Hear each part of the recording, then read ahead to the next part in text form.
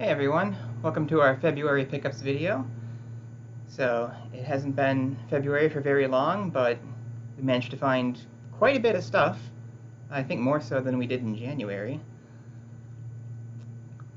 So we had a Shout Factory order, we had a Vinegar Syndrome order, and we had a bunch of wild finds. So, don't forget to like, share, and subscribe, and we're gonna get right into it. So, our first pickup is Psycho 3 from Shout Factory. So if you remember a while ago, I found Psycho 2 for a pretty low price, and I decided it was time to pick up the rest of them. So, comes with a slipcover directly from Shout, which is kind of surprising since it's an older title, and usually the slipcovers sell out. So I actually got to sit down and watch this, and it was more of a slasher than the other Psychos, but it was fairly good. I enjoyed it. So I have kind of a history with the Psycho franchise. Like, when I first saw the original Psycho, I didn't like it all too much, because I had kind of already seen it. Like, Psycho is such a big thing in, like, pop culture that I had pretty much seen I had pretty much had every significant plot point spoiled for me by, like, The Simpsons. So it took me a while to really appreciate Psycho, but the sequels I didn't have that problem with, and I ended up really enjoying all of them. So our next pickup was Psycho 4. So this came with a pretty interesting commentary by Mick Garris, who directed it. And I think this was probably better than 3. So I had a good time with it. Now, we haven't gotten to watch our next one yet, but we have The Entity, which I thought was a Lovecraftian story, but it turns out it's some kind of ghost story, I guess? I'm not sure. I haven't gotten to watch it yet. But, well, I've been told it's pretty good, so I should like it. It's kind of long, though. It's over 2 hours, which is kind of unusual for a horror movie. Our next pickup was Nightmares, also from Shout Factory. So I saw this movie a long time ago, and I remember enjoying it, so I figured since it was cheap, I'd just kind of add it to my order. So it comes with a commentary, and I'm looking forward to revisiting this one. Next, we have Graveyard Shift, which came out a while ago, and I think my friend Justin Beam worked on this one, doing the interviews for the extras, which were good. So I had time to sit down and watch this. So it's a pretty good Stephen King story, Giant Monsters Underground. There's only one part I really didn't like, and that was a character died that I didn't think they should have killed, like narrative-wise, and that bothered me. But overall, pretty good movie.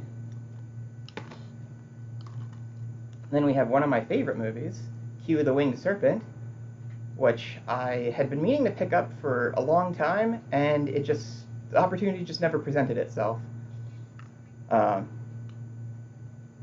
So when I was making an order from Shout Factory for, what I was really after was John Carpenter's Lost Themes 3 on vinyl, which I'm not showing today because that's not a Blu-ray, but it's an amazing album, and I'm happy I bought it, and it gave me an excuse to pick up stuff like this and fill some holes in the collection. So it comes with a commentary by Larry Cohen, and is a pretty good release. So get it while you still can, because I feel like this is one of their oldest titles, so I feel like this is something that could go out of print at some point. And then our last Shout Factory pickup is also known as That Snake Movie. So this is a weird movie about a guy who turns into a snake. I got it for the reptile collection, and I have kind of some reservations about it because I'm pretty sure they harmed actual snakes to make this. So there's kind of a moral argument there. But overall, it's not a bad movie, and I have it for the archives now. So plus it came with a couple of interviews from the main characters, and those were actually pretty fun. So just 2 short but sweet 15-minute interviews.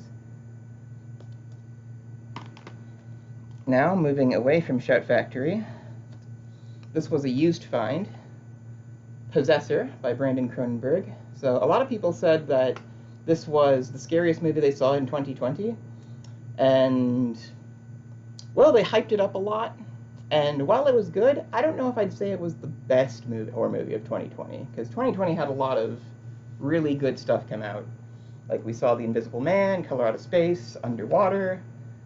There's just so many contenders, but Possessor was good. It's a very grim sci-fi story, and it had excellent, like, blood and guts. So, and then if you remember from a previous video, we found Toolbox Murders 2 on Blu-ray. Surprisingly, and, well, just bafflingly, Toolbox Murders, the first Toolbox Murders, is only on DVD, which we found very cheaply. Still has the price tag on there. And so I'm just happy to have found a copy so quickly, because it was going to drive me nuts if I saw the second one without seeing the original, which everybody told me was better anyway. Well, not the original, the first one. This is actually a remake of the original that Tobe Hooper did. But this actually comes with a lot of stuff on it. Deleted scenes, 2 commentaries. So, I was kind of surprised the DVD got that much love, but it didn't even get a Blu-ray release. Next we have another used find, Rogue, which is Megan Fox fighting lions. So this also comes with 2 commentaries, which is kind of a surprising amount of love for a Lionsgate title. But I've wondered what Megan Fox has been up to, and I think this is her first movie, to my knowledge, this is her first movie in a while, so it would be interesting seeing her in something that's not a Transformers movie, or Jennifer's Body, where she's great, but, you know, that was a while ago, so, you know, curious about how they are acting now. And everybody told me this was pretty good, too, so looking forward to checking that out. And then our next title, I actually got this in a trade with somebody. I ended up with a spare slipcover for a movie, and I traded them the slipcover for this. So, Piranha Double D. Now, this is a sequel to Piranha 3D, which was a little too gory for me, which kind of says a lot about how gory it actually was. I remember I liked this more than I liked Piranha 3D, so I'm looking forward to revisiting this again. And it's got a fairly good amount of extras on there, too. There's a commentary, deleted scenes, and a bunch of featurettes. So, this will be a fun watch. So, and hopefully it'll keep my mind off of the horrible, horrible cold outside. And our last Blu-ray pickup is something I'd been meaning to see for a while, but just wasn't available. Fade to Black from Vinegar Syndrome. So, I don't know anything about this other than it's a slasher that people love, like absolutely love. And it came very highly recommended to me by the other collectors. So I went on Vinegar Syndrome and picked it up. So it's got a lot of stuff on here too. Like I think there are 3 commentary tracks and then a bunch of featurettes. So really excited to plug this in. And that's that for our February finds so far. So hope you had fun with our little breakdown. Like, share, and subscribe, and we'll see you next time.